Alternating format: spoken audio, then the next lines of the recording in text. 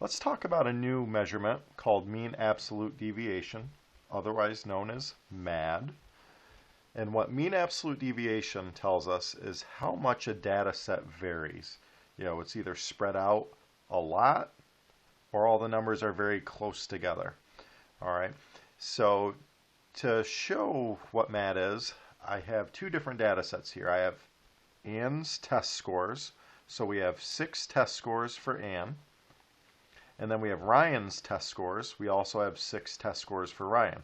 Now, what we're going to compute here is the MAD for Anne and the MAD for Ryan.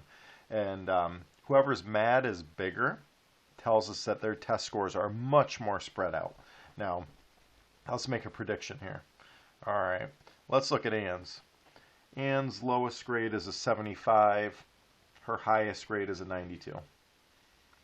Ryan's test score, his lowest one is an 80. His highest test score is an 84. All right, now just think for a second. Which one has a larger range, or which one is more spread out? All right, hopefully you have your prediction. All right, I know I have mine. All right, so how do we calculate mean absolute deviation? Well, step 1, find the mean. Find the mean, otherwise known as the average.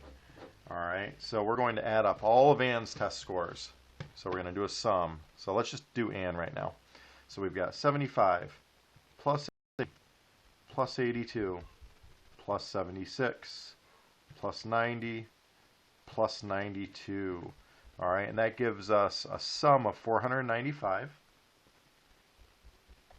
Now we need to divide that by the total number of terms, which was 6 tests. So divide our answer by 6. And we get a mean of 82.5.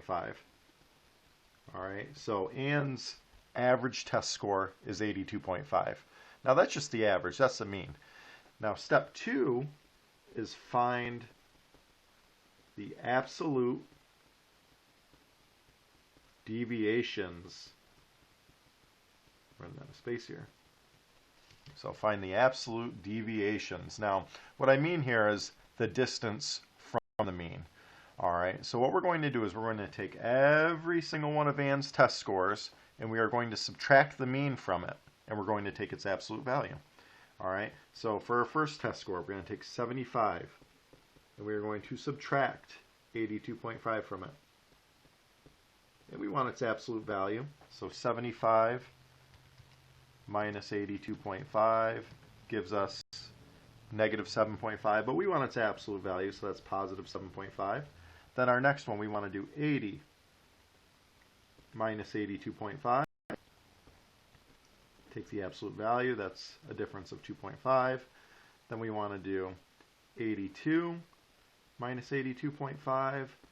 Take the absolute value, that's a difference of 5/10. Then we want to, then she has a 76, so we're going to do 76 minus 82.5. Take the absolute value. That's a difference of, 6.5. Then she had a 90 test score. 90 minus 82.5, not the absolute value. That's a difference of 7.5. And again, I'm just doing subtraction. I'm doing a lot of this in my head. I could do 90 minus 82.5, 7.5. And then we've got our final test score, which was a 92. So we subtract the mean from it.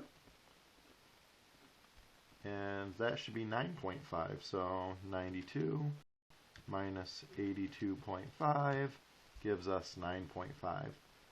All right, so we have, can't quite see it. So here we have all of our absolute deviations. All right, this is just the distance from the mean for every one of our test scores. Now step 3, last and final one, is average the deviations. All right, so we're going to take all of our deviations from step 2. We're going to add them together. So I've got a 7.5 plus 2.5 plus 0.5 plus 6.5 plus 7.5 plus 9.5 we get a sum. Now we need to divide by the number of terms to make it an average, divided by 6. 34 divided by 6 gives us 5.6 repeating. All right, so we've got 5.6 repeating. All right, so that's Anne's MAD. So that really tells us that on average, her average test score is about 5.6 repeating points away from the mean. All right. Now let's find Ryan's MAD. I'm going to do this one a little quicker because you guys have already seen the 3 steps. So step 1, find the mean. So Ryan's mean, I'm going to add up all of our values, plus 81, plus 80, plus 83, plus 84, plus 82, gives us a sum of 490, divided by 6 gives us a mean of 81. I'm going to round this one just to make it easy. I'm going to round this up to 81.7. So we're not going to be super precise here, but 81.7 is his average test score. Now the deviations. All right, I need to find the differences between every test score in this. All right, so our first deviation, 80 minus 81.7 is 1.7. Now remember, I'm taking the absolute value of these, so I don't want any negatives.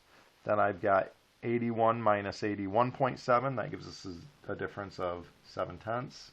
Then I've got 80 minus 81.7, that's 1.7. Then I've got 83 minus 81.7, I'm going to do that one on the calculator. 81.7, that's 1.3. Then I've got 84 minus 81.7, that should be 3.3. Let's double check. 84 minus 81.7. It's 2.3. That's off. My mental math is not good today. Then I've got my last one, 82 minus 81.7. That one's just 3/10. All right, so if I did this correctly, I should have 3 deviations. 1, 2, 3, 4, 5, 6.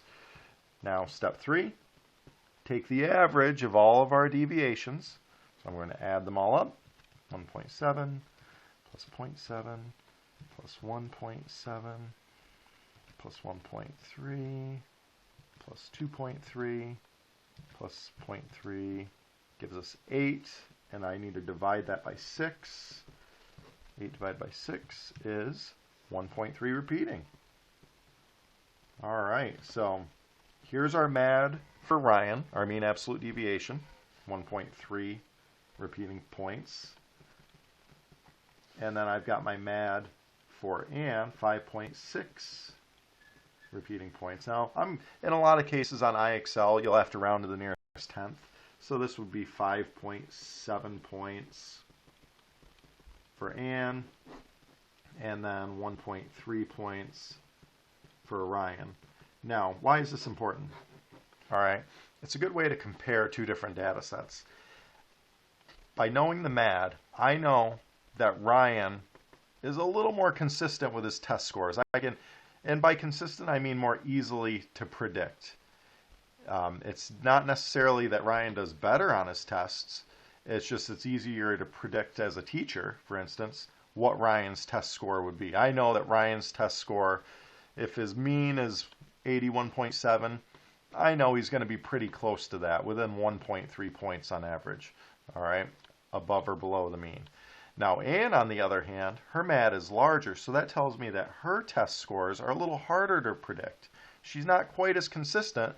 However, she's had some better test scores, so it doesn't mean that she's not as good of a student as Ryan. It just tells me that her test scores are more spread out. It's a little harder to predict her test scores.